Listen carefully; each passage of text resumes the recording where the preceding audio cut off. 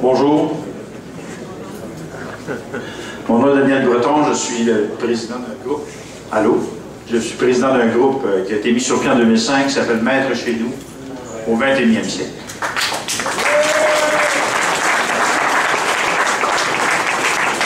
Je veux faire un rappel historique pour voir d'où on vient, où est-ce qu'on s'en va.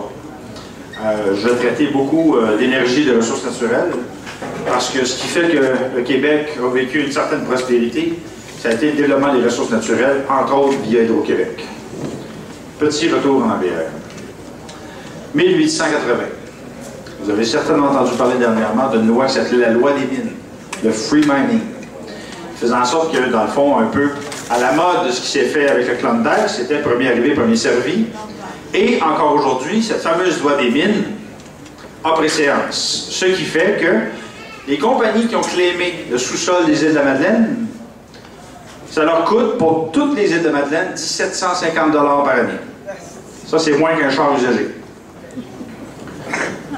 Non seulement ça, mais ces compagnies-là ont préséance sur les gens qui restent dans leur maison, sur leur territoire, sur leur terrain. Ils peuvent dire, tu t'en vas, mon chum, on donne une compensation, si tu n'en veux pas, on t'expulse. Et c'est en ça, encore dans ce régime qu'on est présentement. Il va y avoir le début de la commission parlementaire sur l'avenir des mines. Pensez-vous que les minières veulent laisser ce privilège-là? Non. On est dans un système minier colonial.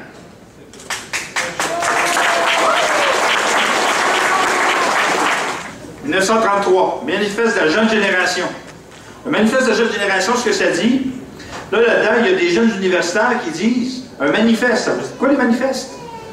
En 1933, le manifeste de la jeune génération dit « Nous allons devenir maîtres chez nous que lorsque nous serons dignes de l'être. » Dans ces signataires-là, il y a Pierre Danseau qui va avoir son 100e anniversaire aujourd'hui, qui est un des premiers écologistes. Un des premiers écologistes de la planète, c'est un Québécois.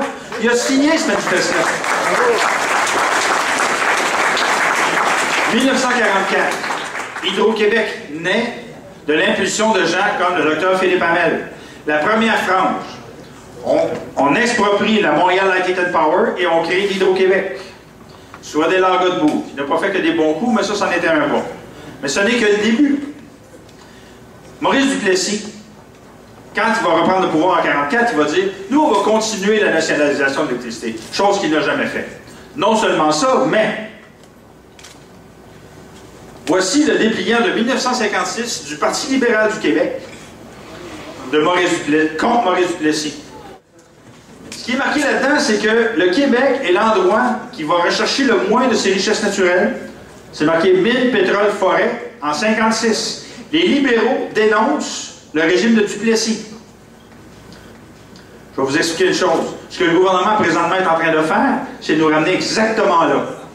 Il est en train de nous déposséder de nos ressources naturelles. C'est très grave ce qui se passe. Oh!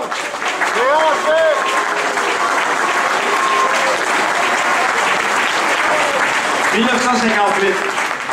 1958, il y a un journaliste qui travaille au Devoir qui va dénoncer ce qui est le scandale du gaz naturel. Le réseau de distribution du gaz naturel, qui avait été acheté via l'expropriation de Montréal Light and Power, appartient à Hydro-Québec. Maurice Duplessis, qu'est-ce qu'il fait?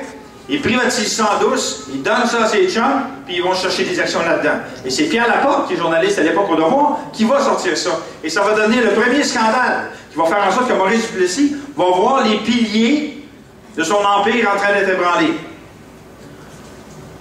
1961, Jean Lesage, à qui Georges-Émile Lapalme, René Lévesque et d'autres présentent le projet de nationalisation de l'électricité, va répondre ceci. Que vont penser les entreprises du Québec et les autres pays face au fait qu'on veuille nationaliser notre électricité? René Lévesque, Jean Lesage, et aussi un sous-ministre qui est économiste qui s'appelle M. Parizeau, leur dit non seulement ça va être bon pour l'ensemble des Québécois, mais en plus, ça va faire en sorte qu'on va pouvoir s'émanciper. Et là, c'est là qu'ils vont dire pour la première fois, l'ère du colonialisme économique est terminée au Québec. C'est Jean Lesage, René Lévesque et tous ces gens-là, au Parti libéral, qui vont dire ça dans le temps. 1969, Daniel Johnson va démarrer un mouvement qui va s'appeler, à la fin, il va mourir avant, la SOQUIP, Société québécoise d'initiative pétrolière. Ça va faire en sorte qu'on va nationaliser les droits d'exploration et d'exploitation du gaz et du pétrole au Québec. Ensuite, je vais rapidement, il y en a beaucoup, là. Vous allez voir, ça va déraper bientôt. Les années 60, 70, 80. Ça, c'est le moment où on est fier d'être hydro-québécois. C'est le moment où il y a des grands projets qui se développent, qui apportent une plus-value, une richesse et une fierté qui montrent qu'on est capable de faire mieux, qu'on est capable de développer des grands projets. Parce que rappelez-vous une chose, à l'époque de la nationalisation de l'électricité, les gens qui étaient contre la nationalisation, ceux qui étaient pour le privé, disaient « Vous ne serez pas capable, vous n'y arriverez pas, vous n'avez pas les compétences. » Ils allaient engager des ingénieurs au Nouveau-Brunswick pour ne pas prendre des gens de Polytechnique. C'était ça la réalité. Et là, ça commence à déraper. Il y a stationné juste là devant la porte une voiture que je teste qui s'appelle la Chevrolet Volt, qui est une voiture hybride rechargeable. 2011. C'est un modèle 2012. C'est la voiture la plus avancée au monde. Une voiture extraordinaire qui fait qu'on diminue notre consommation de pétrole de 80%. Il y a Jean-Marc Pelletier qui est juste là, qui est l'ancien président du syndicat des scientifiques d'Hydro-Québec, qui est un partenaire de moi dans Mettre chez nous 21e siècle, qui a travaillé sur le moteur roux. Il y a 18 ans, on avait une technologie comme ça.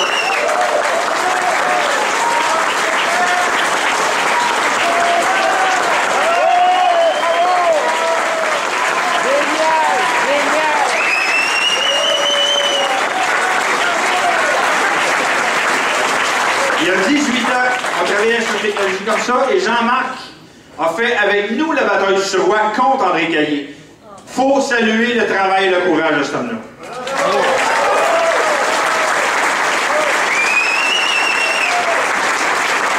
En 1995, Jacques Parizeau fait le débat public sur l'énergie. On s'entend, il y a consensus à travers tous les milieux pour dire voici la direction que doit prendre le Québec pour l'avenir de son énergie et de ses ressources naturelles.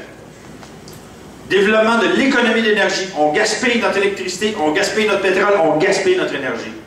Développement des énergies vertes. Et là, M. Bouchard arrive à la tête du gouvernement et va mettre Darth Vader à la tête d'Hydro-Québec, André Caillé.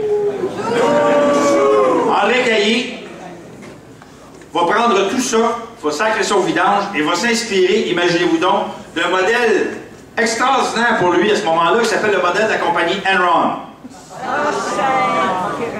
C'est ça. Ça, c'est le verre dans la pomme.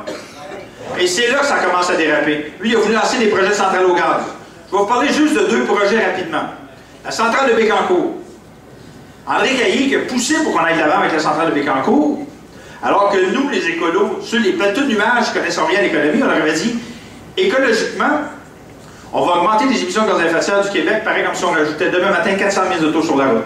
Ça part du Suroît qui était à 600 000 voitures. Il y en avait 13 projets comme ça. Mais, pire que ça, la centrale était ouverte 1 an et 3 mois. OK?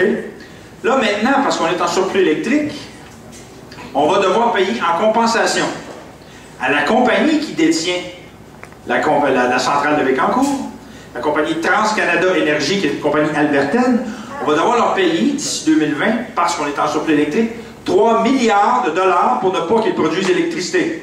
Vous appelez ça de la bonne gestion énergétique, vous ça? C'est là où est-ce qu'on en est. Ensuite de ça, Siemens. Projet de développement éolien avec la compagnie allemande Siemens, un partenariat avec Hydro-Québec. C'est Jean-Marc qui a rédigé le contrat avec les gens de Siemens. Qu'est-ce qu'il propose? 5 milliards de dollars d'investissement au Québec dans l'éolien, dans le Grand Nord. Des centrales, c'est-à-dire des projets, des parcs éoliens dans le Grand Nord. Pas là où est-ce qu'on est à côté de tout le monde. On parle de 5000 MW d'éolien, on parle de 2500 emplois à temps plein permanent, qui fait en sorte que le Québec devient le quartier général de développement éolien en Amérique du Nord. Le gouvernement dit non à ça, puis il dit oui avec Bécancour. Ça vous donne une idée de ce qui est en train d'arriver au Québec. On est en train de perdre le contrôle de développement énergétique et on privatise ce qui est intéressant. Thierry Vandal va dire lorsqu'il devient président d'Hydro-Québec, et ça, je trouve ça scandaleux. Il va dire, on n'a pas les compétences pour développer l'éolien, donc on va donner ça à des gens qui savent. Ça, c'est le premier problème. Tu dis, tu peux pas être président d'Hydro-Québec et dire, on n'est pas assez compétent pour développer l'électricité. Ça mérite que tu te fasses mettre dehors.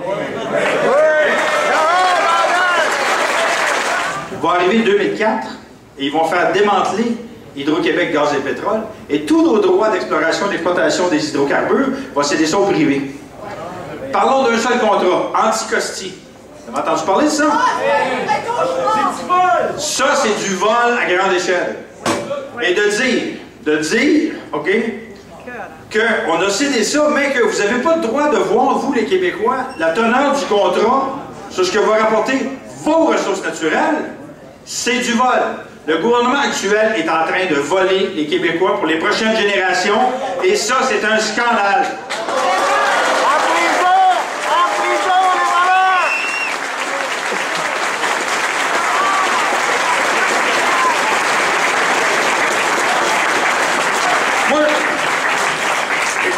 Pour vous donner une idée, en 2010, il y a une compagnie d'hydrocarbures qui appartenait à l'État français qui s'appelait Total, qui a été privatisée. Savez-vous combien ils ont payé d'impôts, la compagnie Total, en France en 2010? 0 cent. Ben, c'est vers ça qu'on s'en va. Si on privatise notre énergie et nos ressources naturelles, on est en train de se faire déposséder de la richesse du Québec, de l'énergie du Québec, des ressources naturelles du Québec. Et un endroit qui ne possède pas le contrôle de ses ressources naturelles n'a aucun contrôle sur son avenir. Donc, les prochaines élections, parce que c'est maintenant que ça se décide. C'est maintenant qu'on parle d'hydrocarbures, c'est maintenant qu'on parle d'Anticosti, c'est maintenant qu'on parle de la loi des mines. Jean Charest est en train de déposséder le Québec du contrôle de ses ressources naturelles. Et c'est pas pour rien, c'est pour s'assurer de faire du Québec la prochaine Argentine. L'Argentine, c'est un pays riche qui a fait faillite. C'est vers ça que Jean Charest s'en vient avec le Québec.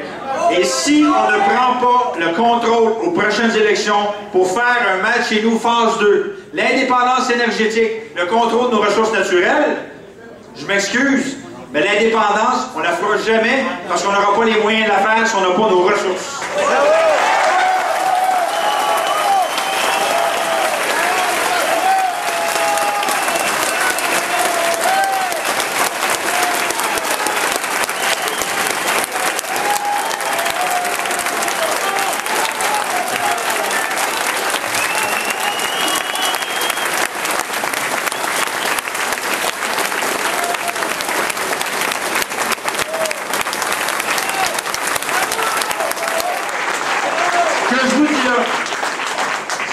Là, tous les gens au sein du groupe Match chez nous le pensent, mais il y a beaucoup de gens qui le pensent, OK? Ça veut dire qu'il faut qu'on s'assoie, qu'on travaille ensemble pour se faire un pacte, qu'on soit péquiste, solidaire, indépendant pour dire la prochaine élection, là, c'est le Match chez nous phase 2. C'est-à-dire, dehors la corruption, puis là, on reprend le contrôle de notre avenir énergétique. Et la phase 2 du Match chez nous, là, la phase 2 du Match chez nous, c'est l'indépendance énergétique qui mène à l'indépendance économique, qui va mener après à la phase 3, qui va être quoi selon vous? Et voilà.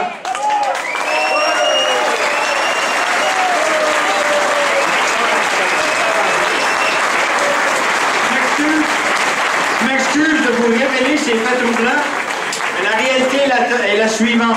D'ici la prochaine année, est en train de se négocier le bradage de toutes nos ressources naturelles.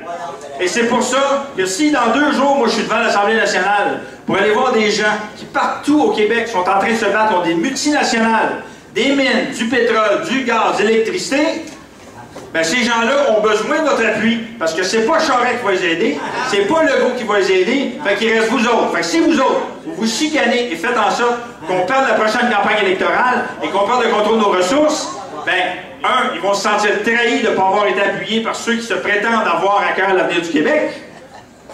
Mais 2, ça veut dire qu'on ne sera plus jamais capable de faire l'indépendance de façon viable. On est en train de défaire ce que Parizeau, Lesage et Lévesque ont fait.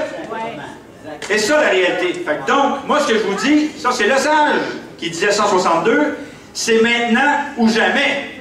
C'est maintenant qu'il faut faire en sorte de s'unir, de faire preuve d'humilité et de travailler ensemble, parce que le dossier de l'indépendance énergétique et des ressources naturelles va être la clé vers l'indépendance. Et c'est maintenant que ça se négocie. Il y a péril dans la demeure, mes amis. Voilà.